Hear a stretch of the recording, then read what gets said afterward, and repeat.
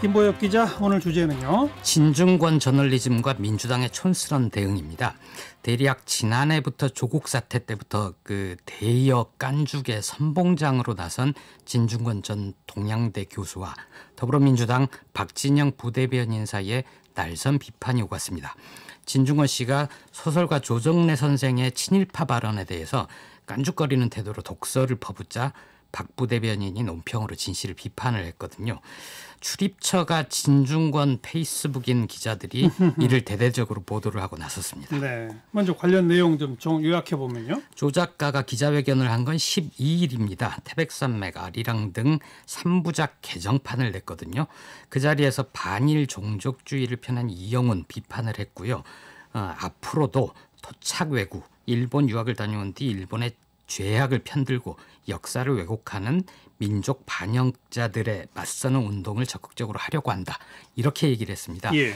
그걸 조선중앙, 동아일보 등 일부 언론들이 발언 맥락은 보지 않고 일본 유학하고 오면 모두 친일파 뭐 이런 식으로 왜곡해 보도를 했습니다. 네. 그랬더니 진중권 씨는 이걸 인용을 하면서 평소대로 비아냥과 조롱을 섞어서 조 작가 이 정도면 광기죠 이런 식으로 비판을 하고요.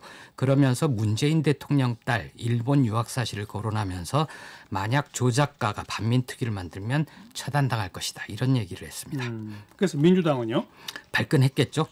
그런데 방식이 문제입니다. 당의 공식 논평으로 진 씨를 비판을 했는데요. 제목이 진중권 씨는 삼국지의 예형의 길을 가고자 하십니까? 이랬습니다. 진 씨의 표현대로라면 일개 네티즌의 패북질에 거대 여당이 상금 부대변인이 논평을 할 일인가 싶거든요. 그런데 과연 진중권 씨가 일개 네티즌일까 하면 꼭 그렇지는 않습니다. 굉장히 영향력 있는 이미 하나의 매체가 되어버렸다는 게 제 생각이고요.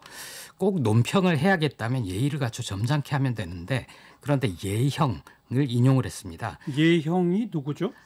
스스로는 제갈공명 같은 책략가라고 얘기를 하지만 실제로는 독설가였습니다. 조조 앞에서 독설을 하다가 내침을 당하고 결국 그 혀를 주체하지 못해서 죽게 되거든요. 그러니까 진 씨는 이 논평에 대해서 아니 내 목숨줄을 끊어놓겠다는 거냐 협박이다 이러면서 또 조롱을 했고요. 근데 김보엽 기자는 진중권 영향력 있는 매체다? 그 정도인가요? 예, 이게 참 부끄러운 언론의 현실인데요. 만약에 일개 네티즌의 페이스북이라고 한다면 과연 서로 1등 신문이라고 자랑하는 신문들이 이렇게 막 인용을 하겠는가 싶습니다. 예. 미디어 오늘이 분석한 기사를 보면 올해 1월부터 9월 30일까지 진중권이란 단어가 들어간 기사는 모두 7,143건이라고 합니다. 와. 언론사별로 보면요. 조선일보가 764건으로 가장 많았고요. 중앙일보도 거의 700건이 됐습니다.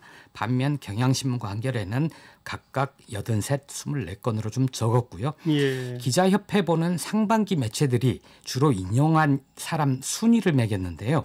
여기서 진중권 18위를 했습니다. 1위가 트럼프, 2위 문재인 등 주로 정관계 인사 혹은 코로나가 있었으니까 방역 전사들이 많았었는데 진 씨가 꽤 상위권인 거죠. 바로 뒷순위가 강민석 청와대 대변인 그리고 유력한 대선 주자인 이낙연 민주당 대표였습니다. 이낙연 대표 청와대 대변인보다 앞서 있어요? 그렇습니다. 조선일보가 1월 1일부터 9월 30일까지 764건? 예. 그럼 이게 하루에 몇 건거리예요? 참. 한 페이스북을 가지고 따옴표를 굉장히 많이 쓰는 따옴표 저널리즘을 구사하고 있죠. 맞습니다. 예. 여론에 엄청난 영향을 미치는 인플루언서가 되어 있네요, 이미. 이미 인플루언서죠. 예. 이 논평, 논쟁은 민주주의 사회에서 꼭 필요한 거 아닙니까? 그래서 서로 다른 생각이 부닥치면서 더 진실과 사실을 명징하게 드러내 보여주니까요. 그래서 표현의 자유를 민주주의의 최상의 가치로 치는 거고 독설도 그 범주 안에 포함시켜 볼 수 있습니다. 그런데 진 씨의 독설도 과연 그 범주에 들어가는가? 흔쾌히 수긍하기는 힘듭니다.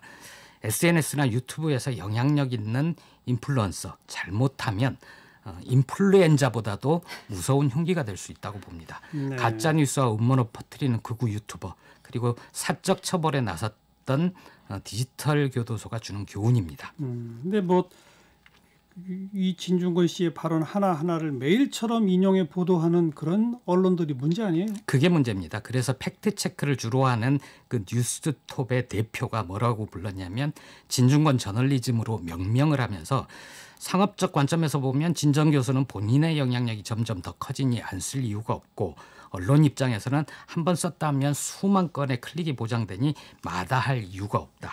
김어준 저널리즘은 언론 불신 시대의 증표라면 진중권 저널리즘은 언론 실종 시대의 자화상이다. 이렇게 얘기를 했고요.